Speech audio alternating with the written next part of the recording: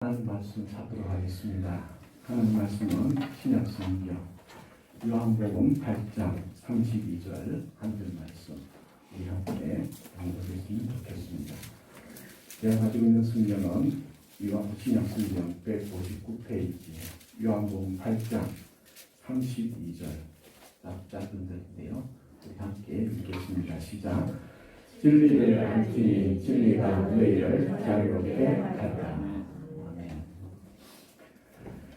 지난주 우리는 우리의 신앙과 삶이 예수 그리스도의 믿음의 선진들 그리고 솔로몬의 기도와 같은 겉모습의 흉내가 아닌 우리 마음과 본성이 하나님을 향한 마음과 백성들을 향한 진실함을 본받는 믿음과 기도와 예배자가 되어야 함을 살펴보았습니다. 이제 우리는 우리 안에 내재해 있는 탐욕과 이기심과 자기중심성의 지혜와 지식을 분별하고 진정으로 주님이 우리에게 기대하시는 하나님을 신앙하는 삶을 살아내는 성도와 교회가 되기를 주님의 이름으로 축복합니다. 오늘은 일천번제를 드렸던 겉모습이 아닌 솔로몬의 심정으로 우리 현재의 삶 속에서 우리의 마음에 담겨야 할 진리에 대해 살펴보고자 합니다. 하나님과 예수님께서 인류에게 가르쳐 주신 진리는 동일한 진리입니다. 그러나 기독교의 역사와 세계의 역사를 통해 볼 때 그 진리를 받아들이고 실천하고 사용하는 사람들의 모습은 매우 다양하게 나타나고 있음을 발견할 수 있습니다. 오늘 본문이 담겨 있는 요한복음을 읽어보면 예수님께서 복음 사역을 하시면서 많은 마찰과 갈등을 겪게 되는 세 부류를 발견할 수 있습니다. 예수님의 사역이 순탄대로는 아니었다라는 것이죠.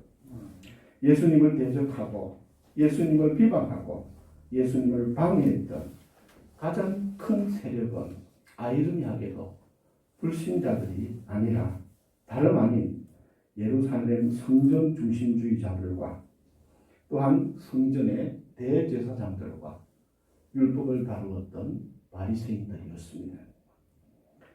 사실 예루살렘 성전은 역사적으로 볼 때 고대의 다른 신전이나 성전들에 비해 훨씬 후대에 건립되었습니다. 그 규모 면에서도 사실은 다른 신전들과 비교되지 않는 작은 규모의 신전 또는 성전 혹은 제사를 드리는 제단이었습니다. 그럼에도 예루살렘의 그 위치와 지형과 환경상 예루살렘은 세계에서 가장 영적인 파워가 강력하게 있는 곳이기에 예루살렘 성전이 지어진 후 지금까지 3000년의 역사 속에서 예루살렘 성전의 주인이 누가 되느냐라는 것을 두고 아직도 피비린내가 멈추지 않고 있습니다. 예수님은 더 이상 사실은 예루살렘 성전을 인정하지 않으셨습니다. 우리가 신약 성경 마태복음부터 요한복음까지 찬찬히 읽어보면 참 아이러니하게도 예수님께서는 예루살렘 성전을 인정하지 않습니다. 마태복음에서는 예수님은 예루살렘 성전과 또한 이 성과 성전이 로마에 의해 멸망할 것을 예언하셨습니다.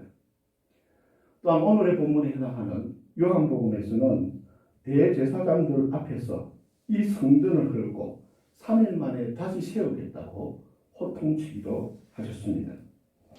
심지어 예수님께서는 유대의 중요한 절기인 유월절에도 예루살렘 성전에 올라가시지 않으시고 먼저 제자들을 올라가게 하시는 장면을 요한복음은 상세히 기록하고 있습니다.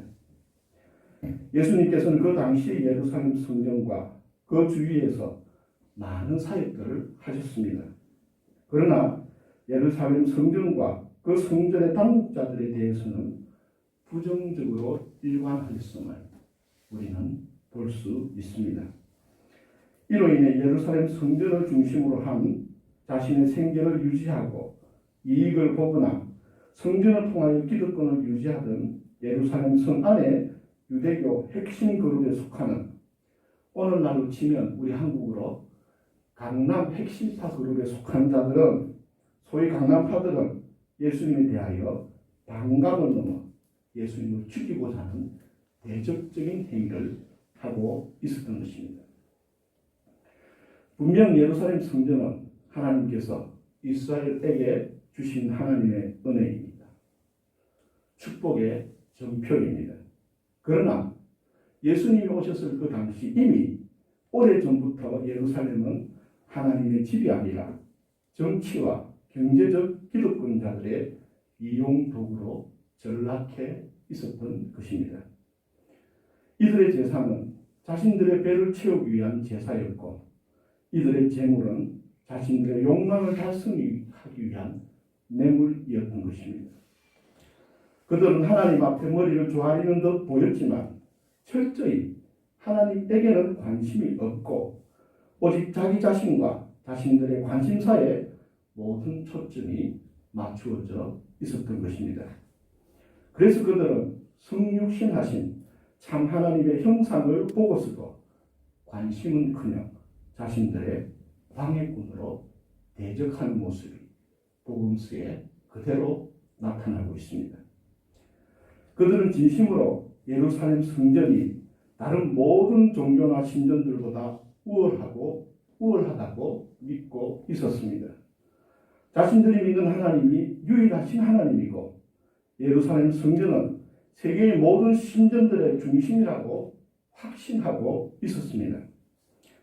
그러나 그러한 그 믿음 속에는 오직 자신들의 욕망 성취에 대한 종교적 갈망으로 가득 차 있었던 것입니다.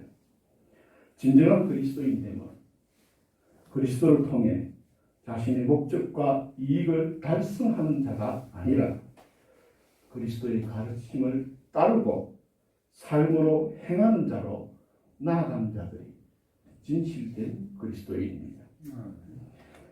요한복음에 등장하는 예수님을 대적하는 두 번째 부류는 대제사장들입니다. 이스라엘 역사를 보면 BC 1000년경에 사울이 이스라엘의 최초의 왕으로 등극합니다.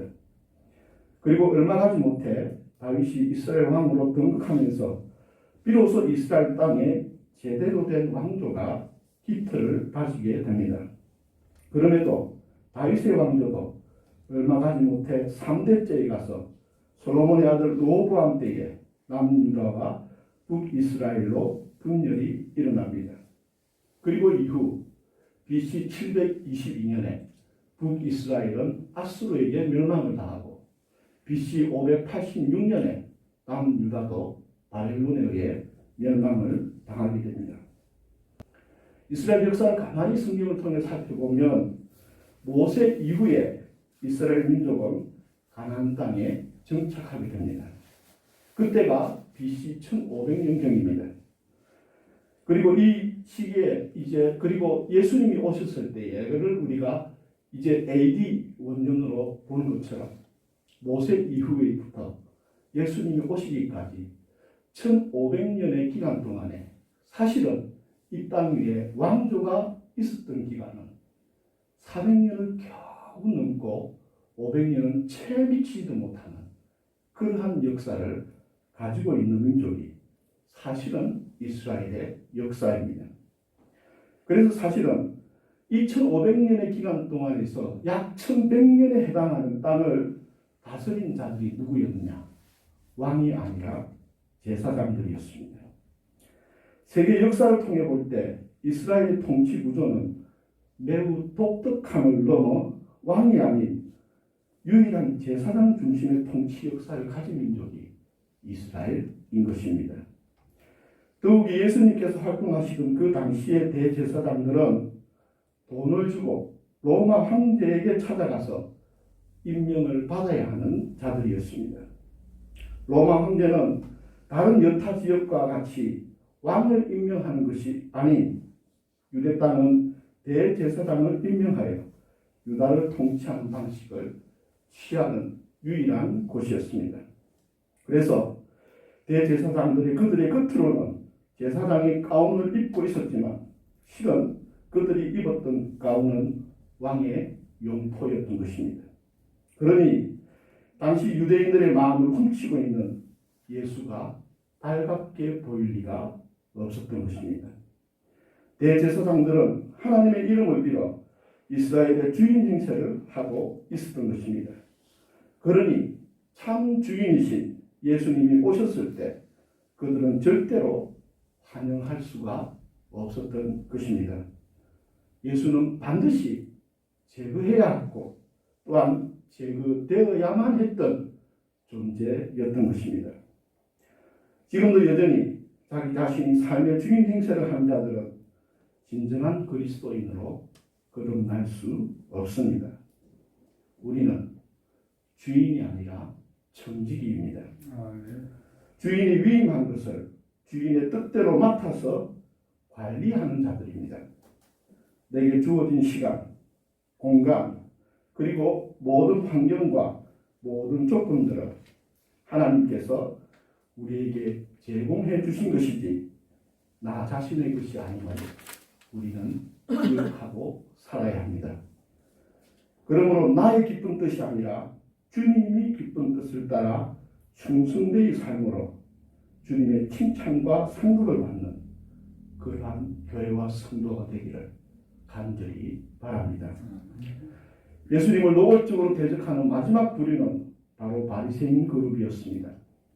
이들은 율법과 전통을 강조하면서 일정 수의 백성들의 지지를 받으며 사두개인들, 즉 대제사장 그룹들과 대치를 이루던 집단이었습니다. 그런데 예수님께서는 율법과 전통의 형식을 지키는 것을 넘어 삶의 올바름을 강조하셨습니다. 나는 율법을 폐하러 온 것이 아니라 율법을 완성시키기 위해 왔다라는 말씀은 바리새인들이 지키고 있는 율법과 그 전통을 지적하신 것이 아니라 그들의 일상적인 삶이 올바르지 않으며 스스로 의인임을 자처하면서 율법과 규범과 규율을 지키도록 다른 사람들에게도 강조하면서도 사실은 자신들의 마음속에 품고 있는 검은 속내와 사람들이 보이지 않는 곳에서 사람들이 알아차리지 못하도록 범해지는 악한 수법들을 지적하신 것입니다. 더 나아가 예수님께서는 진리는 특정 성전이나 율법이나 규범이나 형식 속에 갇혀 있는 것이 아니라 오늘의 말씀처럼 진리는 자유케 한다라고 말씀하고 있습니다. 진리는 특정 장소나 성전, 규범, 율법, 형식을 초월합니다. 그래서 우리는 이 모든 것에 눈에 보이는 것들에 매이는 것이 어리석음임을 알아야 하는 것입니다. 당시 유대 사람들은 예루살렘 성전 안에 하나님이 머물러 계시고 대제사장들과 바리새인들이 진리를 소유하고 있다고 스스로 믿고 있었습니다. 그러나 제단에서 타오르는 불꽃보다 더 밝은 빛이신 예수 그리스도께서 그 땅 위에 오시자 예루살렘 성전과 대제사장과 바리새인들 안에 하나님은커녕 진리는커녕 진리에 대한 관심, 하나님에 대한 관심, 영원한 생명에 대한 관심조차 없었던 것이 낱낱이 드러나게 된 것입니다. 그들의 마음과 삶 속에는 자기의 탐욕, 자기의 명예, 자신의 기득권 수호와 자신을 위한 더 큰 이익에만 관심을 두고 수없이 그들의 입에서 말씀과 진리를 담고 있었으나 그들이 말하는 속도만큼이나 진리는 그들의 마음속에 담기지 않고 바깥에 쏟아져 나와 힘없이 땅에 쏟아질 뿐이었습니다. 복음에 아무런 능력이 없었던 것입니다. 들국화 여러분 아시죠? 그리고 80년대를 휘저었고 90년대를 휘저었던 우리 전인문 씨가 대표되는 들국화의 제발이라는 노래의 가사가 이런 가사가 있습니다. 제발 그만해도 나는 너의 인형은 아니잖니. 너도 알잖니. 다시 생각해봐. 눈을 들어 내 얼굴을 다시 봐. 나는 외로워. 제발 숨 막혀 인형이 되긴. 제발 목말라 마음 열어 사랑을 해줘. 제발 그만해줘.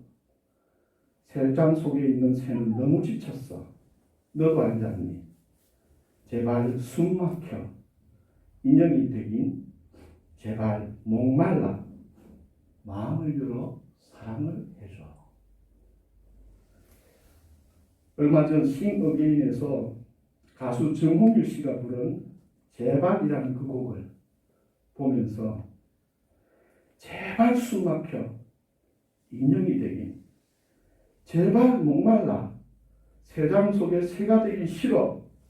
제발 마음 열어 사랑을 해줘라는 이 식구와 가사와 노래가 저를 향한 예수님의 절규, 하나님 아버지의 절규, 진리의 절규처럼 들렸습니다. 이 단순한 가사이고 이 노래의 목적은 단순한 젊은 남녀의 사랑에도 이러한 간절함이 느껴지는데, 예수님의 십자가로 드러난 우리를 향한 하나님의 절규를 우리는 수없이 성경을 읽고 예배를 드리면서 얼마나 느끼고 살아가십니까? 우리의 예배가 실은 예루살렘 성전 우월주의자, 대제사장, 바리새인들과 같은 예배는 아니었습니까? 아니었다고 당당히 우리는 자신 있게 말할 수 있겠습니까?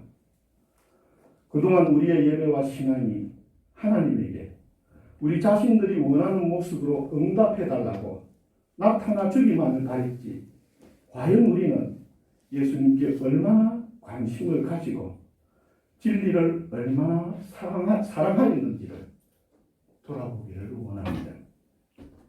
그동안 우리에게 예수님, 진리, 십자가, 구원 등이 필요할 때만 바라보는 세상 속의 새요, 우리의 욕구와 욕망의 투사체인 우리가 예쁘게 가지고 노는 인형이지는 않았습니까?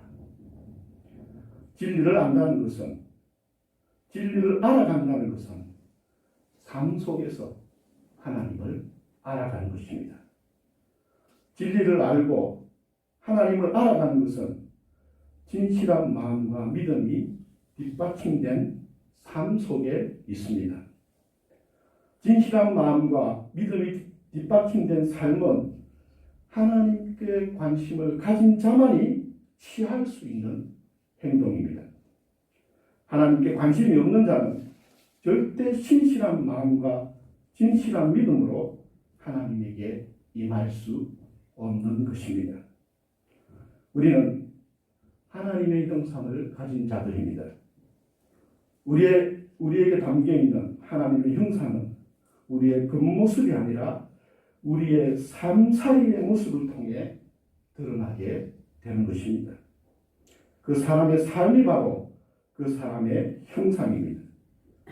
우리 그리스도인은 향방 없이 본능과 충동이 이끄는 대로 삶을 사는 자들이 아니라 진리를 사모하고 진리를 닮아가기 위하여 진리를 바라보며 살아가는 자들이 그리스도인입니다.